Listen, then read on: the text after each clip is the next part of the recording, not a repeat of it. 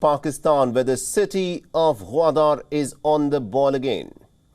According to reports that are coming in, massive protests are being held in the port city. Leaders of the Gwadar Haq Do Tehreeq movement have now intensified their agitation.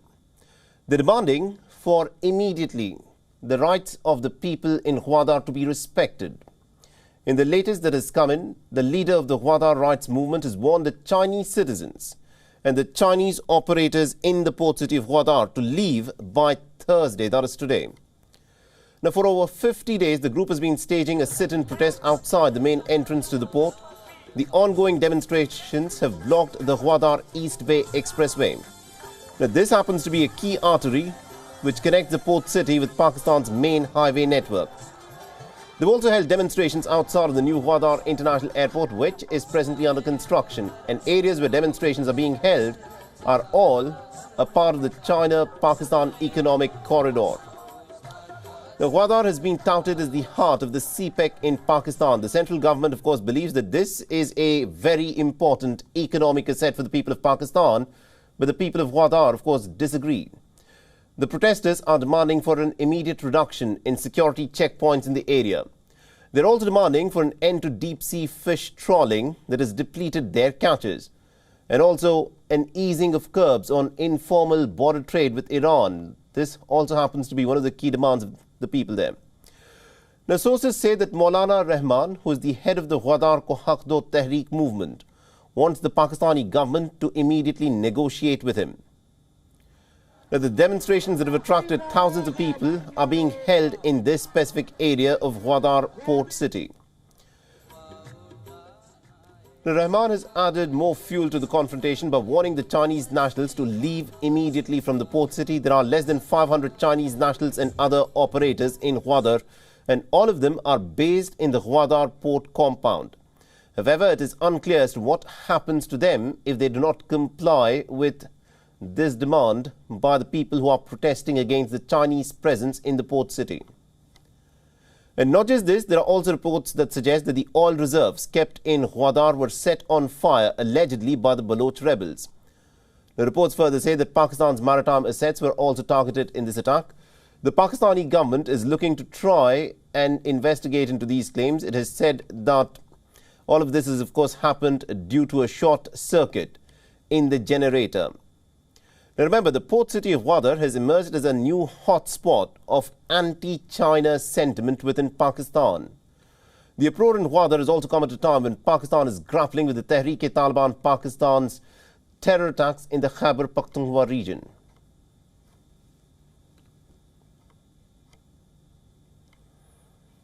All right, now to give us more perspective in terms of what, of course, is happening in Pakistan, especially in the port city of Gwadar, we're being joined by a former Pakistani diplomat and also senior analyst, Dr. Jameel Ahmed Khan, and he's joining us live from Karachi. Now, Dr. Khan, thank you very much indeed for taking time out and speaking to us here on WION. Now, what is happening in the port city of Gwadar, where thousands upon thousands of people have turned out in protest, not for the first time, one would say, against the Chinese presence and the Chinese operations, has attracted a lot of international attention. What I want to know from you, sir, is how is the Pakistani government reacting to this? Well, Pakistani government is trying to negotiate with them, and my information is that the negotiation is now towards the last leg of its success. First of all, I would wish to underscore one point: the group which is supporting this demonstration at Gwadar, that group has mostly not relied on the violence. So we might have noticed that throughout this demonstration of so many days and weeks, there was no violence, number one. Number two, some of the demands which they are making, they come under the CSR, and I think those demands should have met with. Who would deny that the economic zone of Pakistan should not be used by the big trawlers? Because these centuries-old fishermen, their livelihood is that, and the entire life moves around that. So, of course, that is the correct demand. And my information is the government has started giving the assurances. Previously, also, government had put an embargo on the deep sea trawlers. So right. that is one aspect. The other aspects are the checking and security. That is a chicken and egg situation. Now, unless the security situation improves and the terrorist group or the what they call themselves to be a liberation group, BLA, unless they come to the term, that is another angle to it, which is not connected with this demonstration. But any terrorist group can take advantage of such a demonstration. So Absolutely. that is what should be the worry of the government of Pakistan, and that is what is the worry of government of Pakistan. You have yourself mentioned about the other challenges of Tehreeq-e-Taliban Pakistan, which government of Pakistan has very categorically categorized as a red line. Dr. Khan, the Tehreeq-e-Taliban Pakistan issue is slightly separate from what is happening in Gwadar, because what is being witnessed in Gwadar is a clear case of an anti-China sentiment that is being witnessed in Pakistan. Now, the China-Pakistan economic corridor was hailed by the Pakistani government as a crucial, important economic factor that would bring in prosperity for the people of Pakistan.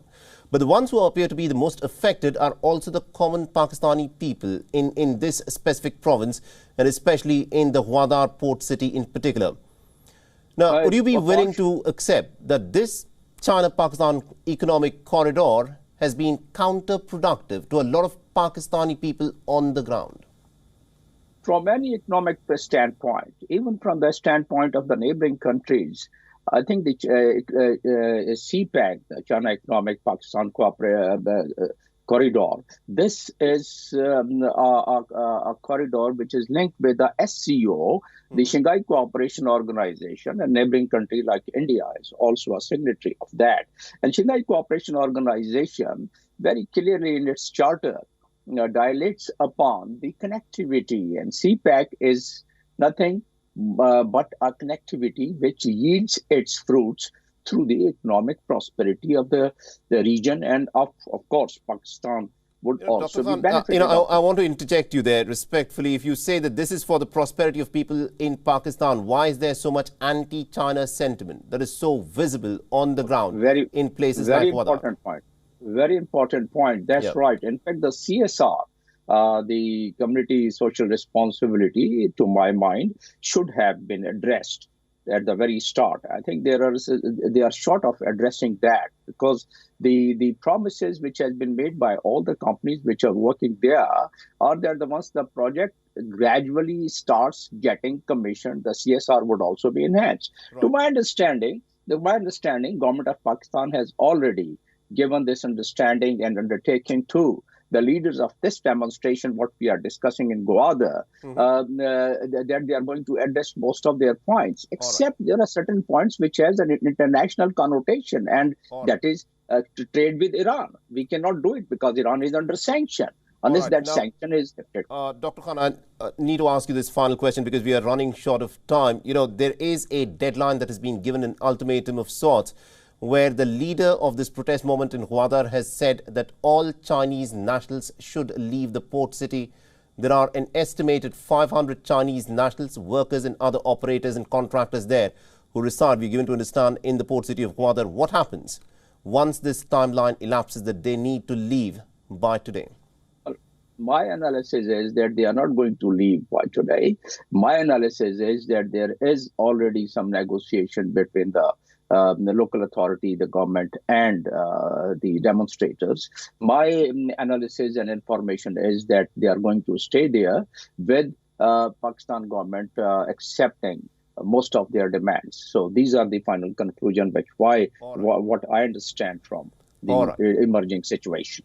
All right, very interesting. Dr. Khan, thank you very much indeed for taking time out and speaking to us in WION. We'll, of course, be tracking the story very closely, as this, of course, is a big emerging story that is coming out from Pakistan.